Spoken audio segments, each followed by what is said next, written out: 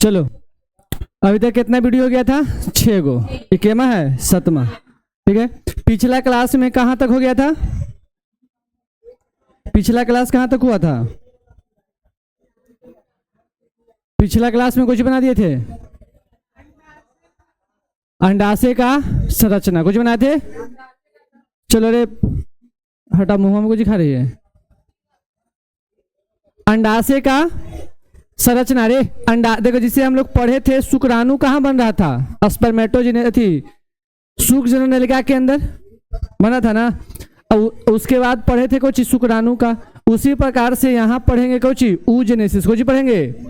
उसमें पढ़े थे स्पर्मेटोजेनेसिस, कुछ पढ़े थे स्पर्मेटो, इसमें पढ़ेंगे oogenesis। इसमें क्या पढ़ेंगे?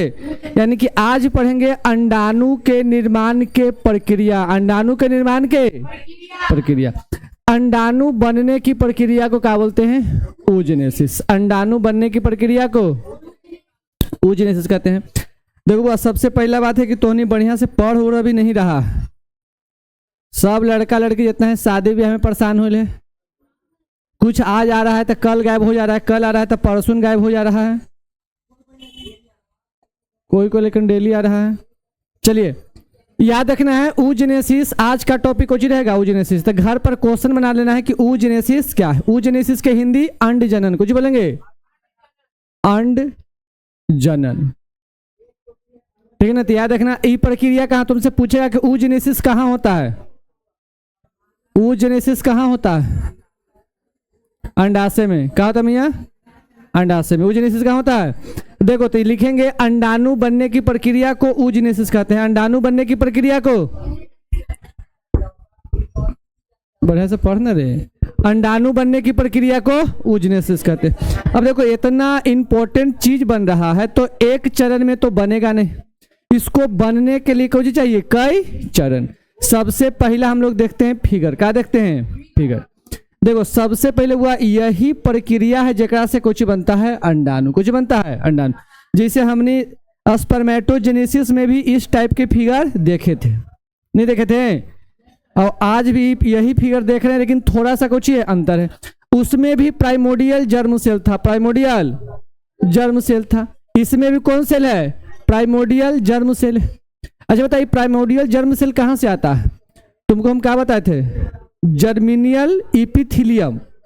और जब अंडाशय के फिगर बनाए थे तो तुमको इसी से पढ़ के बताए होंगे कि कुछ जर्मिनल इपिथीलियम है, यानी कि जनन उपकला कुछ है। और वही जनन उपकला से कुछ आएगा प्राइमोडियल जर्म सेल। वहां वहीं से यहाँ आया है प्राइमोडियल। जोर से बोलना है, कौन सेल? ए लड़की तुम पीछे लिखने आई है रे, तो चूहा वहा के दवाई खा के मर काहे नहीं जाती है? तो ऐसे जिंदे रह, जब क्लास में है तो सीखना नहीं है, लिखना है। और जब घरे जाएंगे तो सीखे का प्रयास करेगी। देखो तो हम अभी रिजल्ट लिख के दे रहे हैं, तो कहीं लिख ले नोट करके। तुमको आना है कौन डिवीजन? 3rd division. अब बहुत तुम मेहनत करोगी तो तुमको आएगा 2nd। बहुत मेहनत पर तो फर्स्ट इस जिंदगी में संभव नहीं है। मैट्रिक में कितना आया था? फर्स्ट नहीं आया होगा तो हम प्रॉमिस करते हैं, अगर फर्स्ट और मैट्रिक में आया होगा तो कोचिंग हम बेच के चल जाएंगे।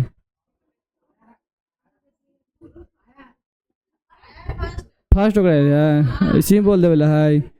चलो लक्षण से पता चल जाता है कि कौन किस चीज के लायक है। तो शर्म नहीं आ रहा है, मैट्रिक में 2nd है, दोबारा करें कि बैठ के मैया सीख हो। तो पहले तो बैठ जाते सब दादा हैं, अरे बोर्ड ऐजा लगल है तेकर आसपास न बैठ रहे, बैठ जाके पीछे मुंह में दोनों चिंगम दोनों ले लेगो, अपने ले लेगो, बेशर्म ऐसा नौकरा दे दी है। तो नहीं थोड़ा सा बिना पिटैले तो नहीं कोई उपाय नहीं। कल से भैंसे वाला गोबरवा ले लेना ऐसे करके, अब वहां ठूस के खैनी से घूमते रहना। चलिए देखिए सबसे पहले बताइए पर क्वेश्चन कुछ था oogenesis। क्वेश्चन कुछ था, बताओ किसका बनना oogenesis कहलाता? अंडाणु का बनना। अंडाणु का बनना oogenesis। अच्छा यह प्रक्रिया कहाँ होता है? अंडाशय के अंदर। अंडाशय कौन है? प्राथमिक जनन अंग है। प्राथमिक, देखो वृषण और अंडाशय कौन जनन अंग है? प्राथमिक जनन अंग है। अब देखिए अंडाशय के अंदर याद रखना सबसे पहला कौन सेल आएगा? Primordial germ cell. कुछ जाएगा? प्राइमोडियल जर्म सेल क्या करेगा कि समसूत्री विभाजन करेगा। कुछ करेगा और ढेर सारा बनाएगा उगोनिया। ढेर सारा क्या बनाएगा? उगोनिया। चलो ये बताओ ढेर सारा बनाना कुछ कहलाता है? गुणन या कुछ गुणन अवस्था। संख्या में बढ़ वृद्धि हुआ तो कुछ बोलेंगे गुणन। क्या बोलेंगे? तो इस गुणन अवस्था में दो गो सेल, कौन सेल से कौन सेल बन रहा है? गुणन अवस्था कौन सेल से कौन सेल कहला रहा है? Primordial germ cell. कौन सेल से कौची बनना? कुछ बनना का बनना। कौन कौन अवस्था बता? इसमें समसूत्री विभाजन के अर्धसूत्री विभाजन बताइए। पहला में किसी को दिक्कत है? पहला में किसी को दिक्कत है तो बोलिए नहीं दिक्कत है, ठीक है। दूसरा आता है कौन अवस्था? वृद्धि अवस्था। देखिए वृद्धि अवस्था में केवल आकार कौची होगा? बड़ा। केवल आकार कौची होगा? बड़ा। लेकिन विभाजन समसूत्री विभाजन। अच्छा ये बता 2n था कि n है? 2n कौची है? बताइए ई कौची है? 2n। ई कौची है? बता ई भी कौची होगा? 2n। ये तीनों लगातार कौची है? 2n। तो बता इसमें क्या बोलेंगे कि उगोनिया सेल से कौची? उगोनिया सेल आकार में बड़ा होता है या उगोनिया सेल संरचना में परिवर्तन करता है, उसी को कुछ बोलते हैं वृद्धि अवस्था। कौन अवस्था बोलते हैं? ई अवस्था में जितना सेल रहेगा अगुणित होगा कि द्विगुणित होगा? इसमें समसूत्री विभाजन की अर्धसूत्री विभाजन? समसूत्री विभाजन। इसमें कौन विभाजन होगा? समसूत्री विभाजन होगा। तो यहां से बताइए दोनों अवस्था क्लियर है। अब तीसरा आता है परिपक्वन। तीसरा कुछ आता है? परिपक्वन। इसमें क्या बोलेंगे कि primary spermatocyte, primary oocyte, primary oocyte इसमें बन गया था उगोनिया से प्राइमरी oocyte। आकार में बड़ा हुआ तो नाम भी कुछ हो जाएगा? बदल जाएगा। नाम भी क्या होगा? तो ये बताओ ये क्या नाम हो गया इसको? Primary oocyte। क्या नाम हो गया? अब परिपक्वन में जोन में इसमें खत्म करेंगे, अगला स्टेप में उसको क्या करेंगे? शुरू करेंगे। परिपक्वन में क्या बोलेंगे कि प्राइमरी oocyte। कौन oocyte? प्राइमरी। बताओ कौन विभाजन? अर्धसूत्री। कौन सूत्री? अर्धसूत्री विभाजन करेगा, जिससे एक तरफ बनाएगा सेकेंडरी oocyte। कुछ बनाएगा और एक तरफ बनाएगा प्राथमिक ध्रुव काय। क्या बनाएगा? प्राथमिक ध्रुव काय। कुछ बनाएगा? एकर कोई काम नहीं, ये अपने आप वापस कुछ फिर क्या होता है? नष्ट हो जाता। यानी कि यहां से जो बना ये काम के बना, लेकिन ये कोई काम के नहीं बना। एक तरफ बन गया सेकेंडरी oocyte, एक तरफ बन गया प्राथमिक ध्रुव काय। क्या बन गया? प्राथमिक ध्रुव काय के निर्माण कौन किया? Primary oocyte। तुमसे क्वेश्चन पूछेगा कि प्राथमिक ध्रुव काय का निर्माण कौन करता है? प्राइमरी। जब प्राइमरी oocyte में विभाजन हुआ, कौन विभाजन? समसूत्री का अर्धसूत्री? अर्धसूत्री। तो यहाँ बन गया एगो बन गया सेकेंडरी oocyte, एगो बन गया प्राथमिक ध्रुव का। अब यहाँ अर्धसूत्री विभाजन सेकेंड होगा। कुछ होगा? तो ये जो प्राथमिक ध्रुव का है वो फिर दो गो ध्रुव का बनाएगा, द्वितीयक ध्रुव का। क्या बनाएगा? इसमें विभाजन हो भी सकता है और विभाजन न भी हो सकता है, एकर कोई गारंटी नहीं। लेकिन एकरा में फिक्स है कि विभाजन होगा। इसको में फिर से क्या होता है? विभाजन होता है। तो एक तरफ फिर बनेगा ध्रुव का एक तरफ सेकेंडरी oocyte बन जाता है ओटिड। कुछ बन जाता है? ओटिड। और ओटिड बनने के बाद ये बन जाता है ओवम, यानी कि अंडाणु। क्या बन जाएगा? यही कहलाता है अंडाणु। कुछ कहलाता है? अंडाणु। एक चीज समझना है, हम लोग सेकेंडरी oocyte को भी अंडाणु कह सकते हैं। इसमें थोड़ा बहुत परिवर्तन होता है तो जाके कुछ कहलाया जाता है अंडाणु। इन दोनों के बीच के जो प्रक्रिया होता है, उन दोनों के बीच में जो बनता है उसको क्या बोलते हैं? ओटिड। अन्यथा स्पर्मेटिड आने कुछ हो जाएगा? ओटिड। अगर इसको हटाएं तो सब बच्चा समझा देगा। पहले बताइए कौची का बनना? शुक्राणु का बनना रे। अंडाणु के बनने की प्रक्रिया को oogenesis कहते हैं। अंडाणु के बनने की प्रक्रिया को, यह प्रक्रिया कहाँ होता है? अंडाशय में। यह प्रक्रिया कहाँ होता है? अंडाशय में होता है। यह प्रक्रिया कितना चरण में? 3 चरण में। यह प्रक्रिया कितना चरण में? तीनों चरण के नाम बोलिए।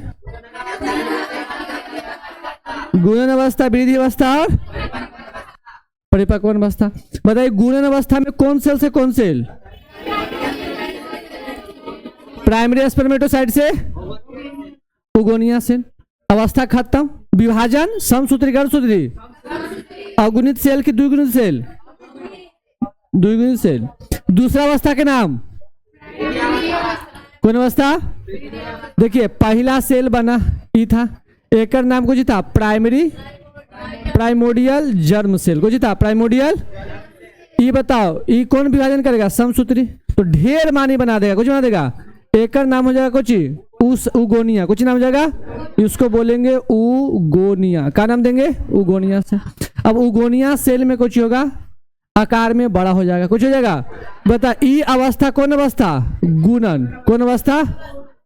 ये बता ई एगो आकार में बड़ा हो जाएगा, आकार में बड़ा हुआ तो इसको कुछ बोलते हैं? वृद्धि। कुछ होता है वृद्धि अवस्था। इस सेल के नाम प्राइमरी या प्राथमिक, क्या बोलेंगे? प्राथमिक oocyte, प्राथमिक oocyte। अब एक में बताइए कौन विभाजन? अर्धसूत्री विभाजन फर्स्ट। तो दो को बनेगा, एक बनेगा ध्रुव का, कुछ बनेगा ध्रुव का, यहां बन जाएगा कुछ सेकेंडरी यानी कि द्वितीयक oocyte। क्या बन जाएगा? द्वितीयक oocyte। ठीक है ना। अब बताइए इसमें विभाजन हो भी सकता है, विभाजन न भी हो सकता, लेकिन इसमें कंपलसरी है कि विभाजन होगा। अब विभाजन होगा तो एगो कुछ बनेगा ओटिड। क्या बनेगा? इसको नाम देंगे कुछ ओटिड। ये आगे चलकर जो बनाएगा ये कुछ बना सकता है अंडाणु। क्या बनाएगा? ओवम यानी कि अंडाणु। हम इसको भी अंडाणु कह देंगे तो कोई दिक्कत वाली बात नहीं। ठीक है ना। खाली थोड़ा सा संरचना में अंतर रहता है। तो इतना प्रक्रिया बता, यहां से यहां के जो फेज होगा कुछ कहलाएगा? परिपक्वन अवस्था। अब चलिए थोड़ा सा डायग्राम जो हमने के है उस देख लेते हैं। चलिए याद रखना है अंडाणु बनने की प्रक्रिया को oogenesis कहते हैं। यह प्रक्रिया कितने चरण में पूरा होता है? 3 चरण में पूरा होता है। पहला के नाम मल्टीप्लिकेशन फेज यानी कि गुणन अवस्था। क्या बोलेंगे कि इस अवस्था में कौन सेल समसूत्री विभाजन द्वारा अपनी संख्या में वृद्धि करता है, अपनी संख्या को बढ़ा देता है, उसे क्या बोलते हैं? उगोनिया। तो समझाए वही ना है, किसी को दिक्कत है तो बोलो। चलिए अगला देखो ग्रोथ फेज। क्या बोलेंगे? इस अवस्था में उगोनिया में वृद्धि होता है जिसे प्राइमरी oocyte का निर्माण होता है। यह अवस्था कहाँ होता है?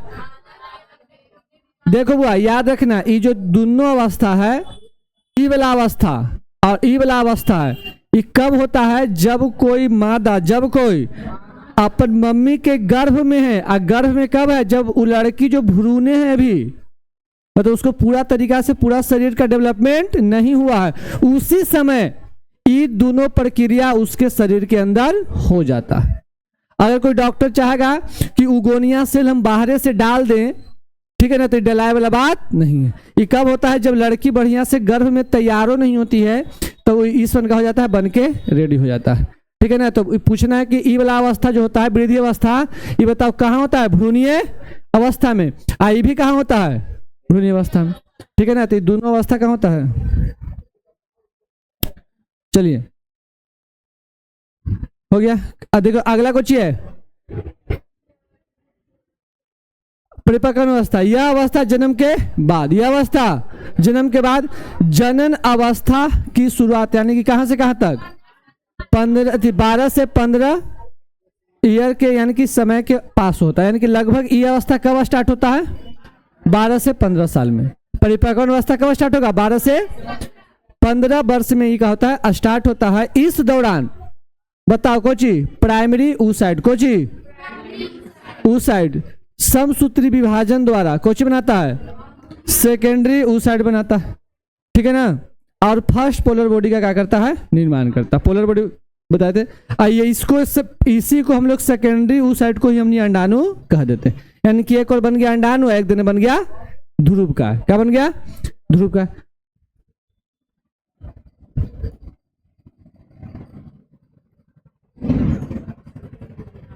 चलिए पहले बताइए ई वाला जो तीनों था कंप्लीट काम हो गया, होगा लेट। बताइए क्वेश्चन कुछ था oogenesis। किसका बनना oogenesis कहलाता है? अंडाणु का बनना। यह प्रक्रिया कहां होगा? अंडाशय में, ठीक है ना। अब बता अंडाणु का बनना कब स्टार्ट होता है, जन्म से पहले की भ्रूणीय अवस्था में कि जन्म के बाद, भ्रूणीय अवस्था में। यह प्रक्रिया के चरण में होगा, 3 चरण में। पहला चरण के नाम, दूसरा के नाम जोड़ से, पहले का था गुणन अवस्था, दूसरा का था और तीसरा का था। बताइए गुणन अवस्था में क्या होगा, कौन सेल से कौन सेल, प्राइमोडियल जर्म सेल से उगोनिया बनेगा। इसमें कौन विभाजन, अब दोनों अवगुणित की दोनों द्विगुणित, दोनों द्विगुणित। अब दूसरा अवस्था का नाम था वृद्धि अवस्था। इसमें कौन सेल से कौन सेल, उगोनिया से प्राथमिक ऊसाइड, उगोनिया से प्राथमिक ऊसाइड बनेगा। इसमें कौन विभाजन, समसूत्री का अर्धसूत्री, अर्धसूत्री होगा। इसमें दोनों सेल अवगुणित होगा कि द्विगुणित होगा, कुछ होगा अगुणित होगा, मारेंगे तो बिगाड़ जाएगा, द्विगुणित तो होगा रे बोकवा। अर्धसूत्री जब तक नहीं आए तब तक द्विगुणित, और जब अर्धसूत्री आ गया तब बोल देंगे द्विगुणित। बात समझ में आया, चलिए चलिए अगर बात समझ में आया है तो अब तीसरा था ना बुआ, तीसरा बताओ, तीसरा कहां से कहां बनेगा, कौन सेल से कौन सेल,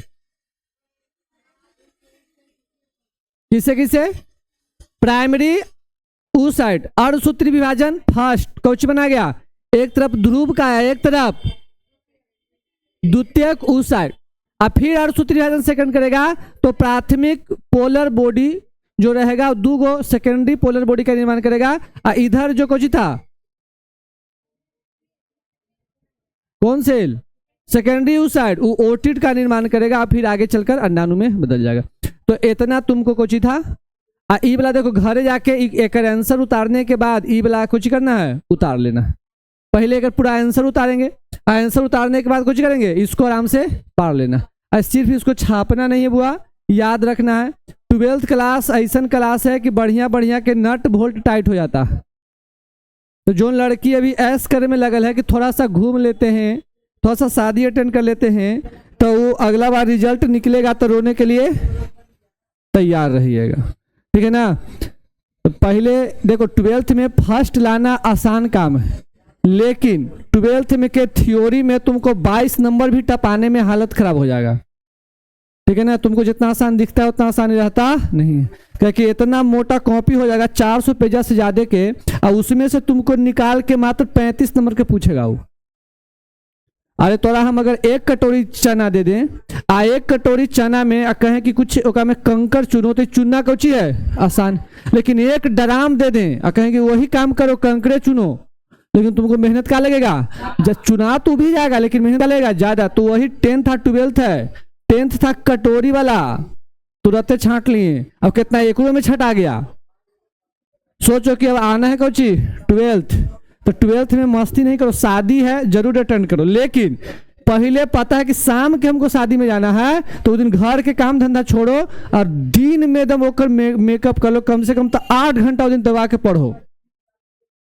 हम देखे हैं यूपी के लेकर के, झारखंड के लेकर के देखे हैं, बिहार तो खाली यार गाली गलौज में है, ऐसे नहीं कि बिहार किया है तो हम बिहार के अपमान कर रहे हैं। लेकिन हम जब एक बार गए थे शादी में यूपी, एक बार गए थे हम शादी में झारखंड परिवार के यहाँ, वहां के जितना मौसा मौसी के जो बेटा बेटी थी, सोचो कि जेकर घर में शादी है ओकरा ही जो कुटुम आयल है यूपी के, ओको का देख रहे हैं कि शाम को अगर बारात जाना है तो बेचारा बाराती की तैयारी नहीं कर रहा है, दिन भर अकेले रूम में कूलर चला के रात के बदला पढ़ रहा है। तुम अभी बड़ा होकर जब तुम कंपटीशन के एग्जाम देगा, और कंपटीशन के एग्जाम में अगर जिस दिन तोर बगल में झारखंड के लड़का बैठ गया या तोर बगल में यूपी के लड़कन बैठ गया, तोरा लाज लगेगा अपन मेहनत पर। हम एक बार गए थे बीपीएससी के एग्जाम देवे, हमारे बगल में बैठल था यूपी के लड़कन, मूड़ी गाड़ा ना तो खाली सिग्नेचर करने के लिए मूड़ी उठाता था, 1-2 लड़का नहीं, 40,000 बीपीएससी के वैकेंसी में यूपी के 40,000 लड़कन बिहार में आके जॉब ले लिया, बिहार वाला से ज्यादा यूपी वाला वैकेंसी निकाल दिया सीट। तो ये मेहनत होता है, हमने खाली झूठ मूठ के आइए ना बिहार में कट्टा दिखाएंगे, इसमें चलते रहता है। चट्टा क्या कट्टा दिखाएगा रे, सब तो सीट ओखनी खा जाता है रे, मेहनत करता है, काहे नहीं सीट ले जाएगा। अहिया के जो लड़की है, अरे हमारे तो घर में बहुत मानती है तो हम पढ़ेंगे, लड़की है तो हम पढ़ेंगे, चल जाओ ऐसे ही।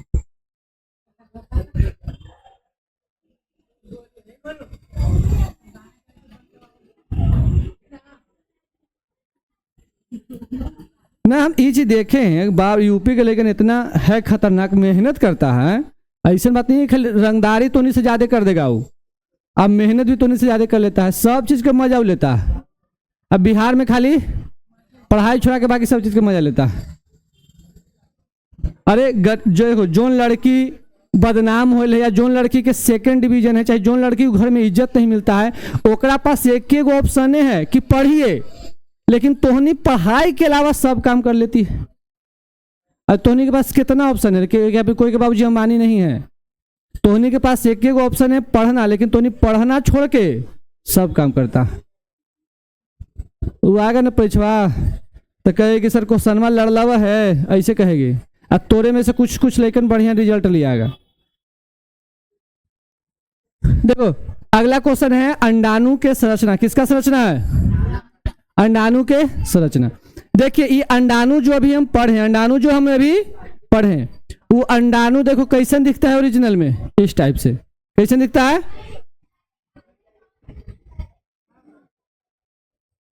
अंडाणु ओरिजिनल में किस टाइप से दिखता है?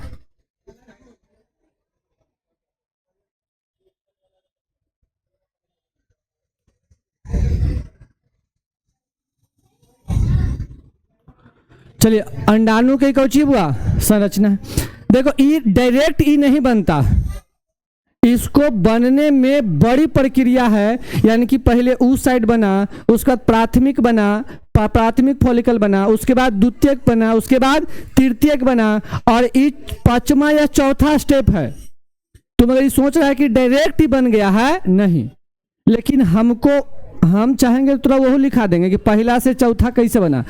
यानी कि पहला कुछ बनेगा, पहला बनेगा उगोनिया, कुछ बनेगा, पहला बनेगा उगोनिया, उगोनिया के बाद बताओ कुछ बनेगा प्राथमिक, प्राथमिक हो जी पुटिका, प्राथमिक पुटिका, प्राथमिक पुटिका के बाद क्या बनेगा द्वितीयक पुटिका, क्या बनेगा, और इसके बाद लास्ट में क्या बनेगा ग्राफियन, क्या बनेगा ग्राफियन पुटिका, क्या बनेगा। ये जो फिगर है ये ग्राफियन पुटिका का है। किसका है? ये जो हम फिगर पा रहे हैं किसका है? ग्राफियन। नई उगोनिया का है, नई प्राथमिक का है, नई द्वितीय का है, नई तृतीय का है। ये डायरेक्ट हम कहाँ लिया है? ग्राफियन में। तो ये क्वेश्चन हुआ 1 साल के नंबर में आया था, 5 नंबर में आया है। ये क्वेश्चन 2 तरीका से पूछेगा। पहला तो पूछेगा कि अंडाणु के संरचना का वर्णन करें। किसका वर्णन करें? अंडाणु के संरचना का वर्णन करें। और दूसरा इसी को घुमा देगा, बोलेगा कि बताइए ग्राफियन पुटिका का वर्णन करें। किसका वर्णन करें? तो क्वेश्चन घर जाके 2 को बनाना है। अंडाणु के संरचना, किसका संरचना? चल ये अंडाणु के संरचना है, ग्राफियन पुटिका नहीं है, गलती बता दी है तुमको। ये प्रॉपर कौची है? अंडाणु। प्रॉपर कौची है? अंडाणु है। ग्राफियन भी आया है क्वेश्चन में, रुक जाए 1 मिनट। ये किसका स्ट्रक्चर है? अंडाणु का है। किसका है? अब एक क्वेश्चन आता है ग्राफियन पुटिका का सचित्र वर्णन करें, ठीक है ना। तो एक बात करवा देंगे, पहले हम निकोजी देख लेते हैं अंडाणु। देखो बोले तो इतना कंफ्यूज कर देती है। देखो हुआ ये एक प्रकार के अंडाणु कौची है? सेल है। अंडाणु कौची है? सेल है बउआ। तो ओकरा में एगो केंद्रक होना कौची है? तय न्यूक्लियस, यानी कि केंद्रक होना जरूरी। तो बीच में जो रेड कलर के है एक नाम कोची है? केंद्रक। कोई दिक्कत है? अगर सेल है तो कोशिका द्रव भी होना जरूरी। कोशिका द्रव भी होना, तो एकर कोशिका द्रव को बोलते हैं ऊ प्लाज्मा। क्या बोलते हैं? ऊ साइड, ऊ गोनिया, सब में ऊ लगल था, तो एकर प्लाज्मा में भी, यानी कि इसके द्रव में भी क्या लगा दिए? ऊ प्लाज्मा। द्रव को ही प्लाज्मा कहते हैं एक प्रकार से। तो बताओ पहले 2 को नाम समझ में आ गया। बीच में जो रेड है ये कौची है? केंद्रक। बीच में जो रेड है कौची है? केंद्रक। ये जो व्हाइट कलर के जो डॉट डॉट है वो कौची है? द्रव है। अंडाणु कुछ है द्रव, और अंडाणु के द्रव के नाम क्या देते हैं, उप्लाज्मा। क्या देते हैं, उप्लाज्मा। अब देखो अंडाशय के जो ऊपर के सतह है वो 2 गो आवरण से ढकल रहता है। क्या आवरण से, अरे अंडाणु बुआ इतना इंपॉर्टेंट चीज है, जैसे मान के चले कि हम अंडाणु के फिगर बनाए ऐसे, यहाँ पर कौची आएगा, शुक्राणु। अरे तो दुनिया में इतना जीव है, हर के शुक्राणु कौची है, अलग अलग। शुक्राणु के डिजाइन सबके इसने लगभग रहता है। तो बताओ यहाँ ये जो अंडाणु है यहाँ तक कोई चीज के शुक्राणु पहुंच जाएगा? अगर बताओ कवर नहीं रहेगा, ऊपर से लगा आवरण नहीं रहेगा, तो कोई शुक्राणु लेकर केंद्रक से मिल जाएगा और निषेचन कर देगा। तो इसीलिए अंडाणु के ऊपर 2 गो कोची रहता है, कवर। ये कवर के काम कोची है कि पहले आता है तो शुक्राणु को पहचानता है कि ये एकरे जात के है कि नहीं। ठीक है, अगर मानव के अंडाणु है, अब मानव के शुक्राणु गया तो ये जो भित्ति है, पहले झिल्ली था बाहर वाला, वो पहले पहचानेगा, ठीक है ना, कि ये एकरे प्रजाति के है कि नहीं। अगर प्रजाति के है तो एकर आगे के लगल जो एक्रोसोम है, यहाँ से जो केमिकल निकलेगा, एंजाइम निकलेगा, भित्ति को क्या करेगा, तोड़ देगा, और फिर एकर केंद्रक एकरा में कुछ हो जाएगा, चल जाएगा। ठीक है ना, तो इसके भित्ति जो होगा, एकर भित्ति के वेराइटी के, 2 वेराइटी के। सबसे ऊपर वाला बोलते हैं करोना रेडिएटा। बोलिए पीछे पीछे, कुछ बोलेंगे, करोना, कुछ बोलेंगे, रेडिएटा, करोना। और नीचे वाला जोना पेलुसिडा, क्या बोलेंगे, साथे साथे बोलो, क्या कि घर भी पढ़ना है तो नहीं के बोल नहीं पाएगा। ऊपर वाला कुछ है करोना रेडिएटा। पूछेगा कि बताइए अंडाणु के सबसे बाहरी भित्ति को या बाहरी सेल को क्या बोलते हैं, करोना। अच्छा कितना, लेकिन कहेगा कि यहाँ पे लिख दिए हैं सेल, क्या लिख दिए हैं, इस सेल है, लेकिन भित्ति बोल रहे हैं, तो ढेर मानी सेल मिलके क्या बन जाता है, भित्ति। ठीक है ना, तो क्या बोलेंगे कि सबसे बाहरी भित्ति को करोना रेडिएटा, और बाद वाला भित्ति को जोना पेलुसिडा, क्या बोलेंगे, जोना पेलुसिडा। उसके बाद बीच में वो खाली जगह है, कौन सी है, बताओ खाली जगह क्या बोलेंगे, पेरी बिटेलाइस, क्या बोलते हैं, पेरी बिटेलाइन, पेरी बिटेलाइन, क्या बोलेंगे, ये पेरी बिटेलाइन स्पेस, ये जो खाली जगह है उसका नाम कुछ है, पेरी बिटेलाइन स्पेस। देखो अभी तक 5 गो चीज हम याद करवाए हैं। सबसे पहले बीच में क्या रहेगा, बीच में क्या रहेगा, केंद्रक।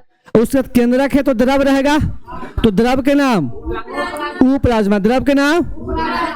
सबसे बाहरी झिल्ली को करोना रेडिएटा, उसके बाद वाला को जोना पेलुसिडा, क्या बोलेंगे, जोना पेलुसिडा। और उसके बाद देखना है कि बीच में खाली जगह है, खाली जगह को क्या बोलेंगे, पेरी बेटेलाइन, क्या बोलेंगे, पेरी बेटेलाइन। कौन लाइन, अच्छा ये पेरी बेटेलाइन कहला है। देखो पेरी बेटेलाइन के काम को चाहिए कि जब निषेचन होगा, जब क्या होगा, मान के चलो कि एकरा अंदर अंडाणु को कुछ हो गया, अंडाणु के अंदर शुक्राणु वाला केंद्र कुछ हो गया, घुस गया, अंडाणु के अंदर शुक्राणु वाला सेल क्या कर गया, अब घुसने के बाद इनिशिएशन हो गया। अब एक अंदर के आगे के प्रोसेस कुछ होगा, बढ़ जाएगा, लेकिन बाद में कोई और शुक्राणु तो आ सकता है। आप बताइए अगर मान के चलो कि बाहर दोबारा कोई और शुक्राणु आ गया तो फिर एक बार निषेचन कर देगा, तो बार बार निषेचन ही होते रहेगा। ठीक है, तो दिक्कत है। तो क्या होता है कि जो पेरी बेटेलाइन है, जैसी निषेचन होगा तुरंत बाद को मोटा झिल्ली बना देता है। ठीक है ना, उसको बोलते हैं फर्टिलाइजेशन झिल्ली। क्या बोलते हैं, फर्टिलाइजेशन झिल्ली। अब जब झिल्ली बन गया तो किस दुनिया के कोई भी शुक्राणु उसको पार नहीं करेगा। ये एकदम अंडाणु ला लोयल रहता है, कहते कि चल हम आ गए, अब तोर काम खत्म, टेंशन फ्री। बेचारा बॉर्डर पर खड़ा है गोली पिस्तौल लेके, जो नो शुक्राणु आया दूर से मार दिया। ठीक है ना, तो ई वाला जो बताओ जो खाली जगह था, पेरीवेटलाइन जो स्पेस था, एक काम समझा गया ना, झिल्ली बना देता। झिल्ली के काम को चाहिए कि बाकी आने वाला शुक्राणु को अंदर आने नहीं देगा। इसके अंदर जो रहता है झिल्ली, इसके अंदर भी खाली जगह के अंदर ये झिल्ली है जिसका नाम कुछ है बिटेलीन, बिटेलीन या बिटेलाइन भी कह सकते हैं। क्या बोल सकते हैं, बिटेलाइन झिल्ली। क्या बोलेंगे, बिटेलाइन झिल्ली। ठीक है ना, मेम्ब्रेन झिल्ली के नहीं कहते हैं, बेटेलाइन मेम्ब्रेन कहेंगे या बेटेलाइन झिल्ली कह देंगे। इसके बाद बीच में कौची है, ये जो बूंदिया जैसन है, ये बूंदिया जैसन है, का नाम कौची है, ग्रेनप्स, ग्रेन्यूल। कुछ बोलेंगे, ग्रेन्यूल्स, क्या बोलेंगे? ग्रेन्यूल्स, क्या बोलेंगे?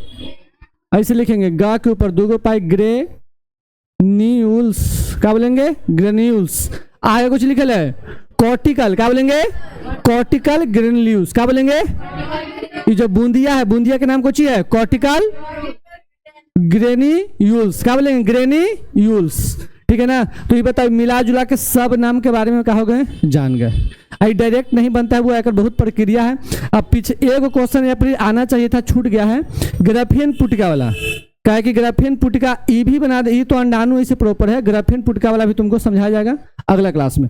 चलिए इसको एक बार और रिपीट कर देते हैं ताकि याद हो जाए, ठीक है ना। चलिए ऐसे ही में टार के बताते हैं। सबसे पहले इसमें क्या होगा?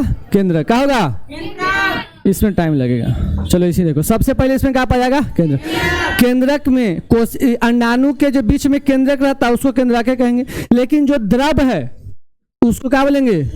प्लाज्मा। द्रव, जोर से बोलो ना, द्रव को प्लाज्मा। अब इसके अंदर जो बूंदिया बूंदिया जैसा है जिसको क्या बोलेंगे? Cortical granules, cortical granules. अब कॉर्टिकल ग्रेन्यूल्स के बाहर एक झिल्ली रहता है जिसको क्या बोलते हैं? विटेलाइन झिल्ली या मेमोरी। अब बता, इसके बीच में वो खाली जगह होता है जिसको क्या बोलेंगे? पेरीविटेलाइन, क्या बोलेंगे? पेरीविटेलाइन। इसके बाहर जो रहेगा जोना पेलुसिडा, और जो सबसे बाहर रहेगा उसको कोरोना रेडिएटा कहते हैं। चलिए इतना समझने के बाद यहां से शुरू किया जाए प्रोग्राम। देखिए क्या बोलेंगे? स्ट्रक्चर ऑफ ओवम, यानी कि अंडाणु के संरचना। चलिए स्टार्ट कीजिए। अंडाणु कौची है? एक कोशिकीय है, अगुणित है, नन मोटाइल मतलब अचल है, चलता उलता नहीं, ठीक है ना। याद रखना, मानव के शरीर के सबसे, ये लड़की, या मानव के शरीर की सबसे, इसे मादा युग्मक भी कहा जाता है। याद रखना 3-4 पॉइंट हुआ। यह एक कोशिकीय की द्वि कोशिकीय, अगुणित की द्विगुणित, एक में गुणसूत्र की संख्या, मोटाइल की नॉन मोटाइल, मोटाइल मतलब चल की अचल, तो कौची है?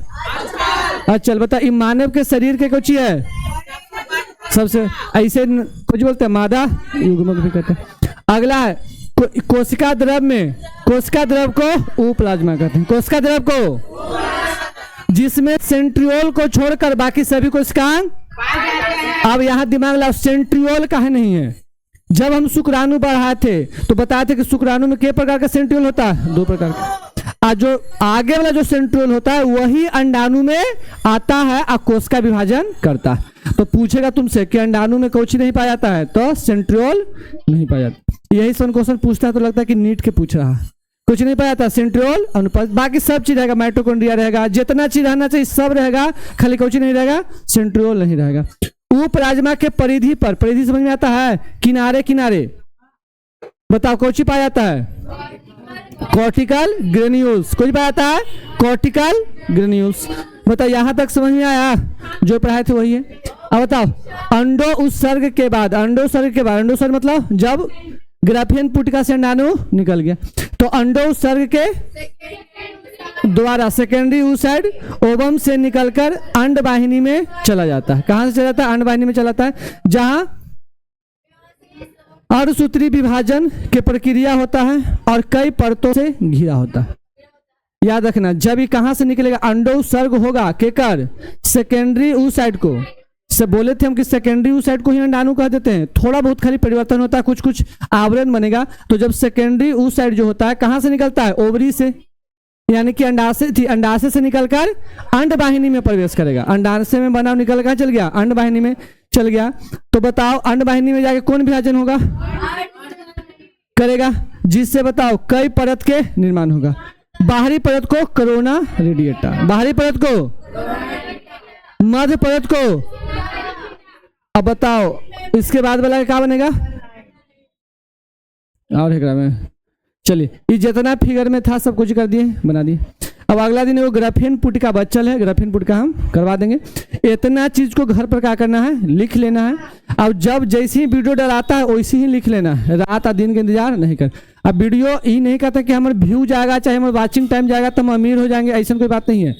अभी यहाँ समझी मोटा मोटी, ऐसे तो हम पूरा प्रयास किए कि समझ जाए। अब घरे जाके वीडियो को एक बार पूरा चलाना है, अब पहले एक बार शुरू से अंतिम तक देख लेना है, ओकर बाद एक डिफिनेशन लिखने का प्रयास करना। कितना लड़की तेज रहती है, वीडियो को रोक दिया, स्क्रीनशॉट ले लिए, लिख लिया, उससे क्या फायदा है, उसे कौन PDF हम भेज देंगे। कोई भी लड़की कम करें, स्क्रीनशॉट लेके लिखे से कोई फायदा नहीं। चलिए, तो आज के लिए इतना ही। बहुत बहुत धन्यवाद।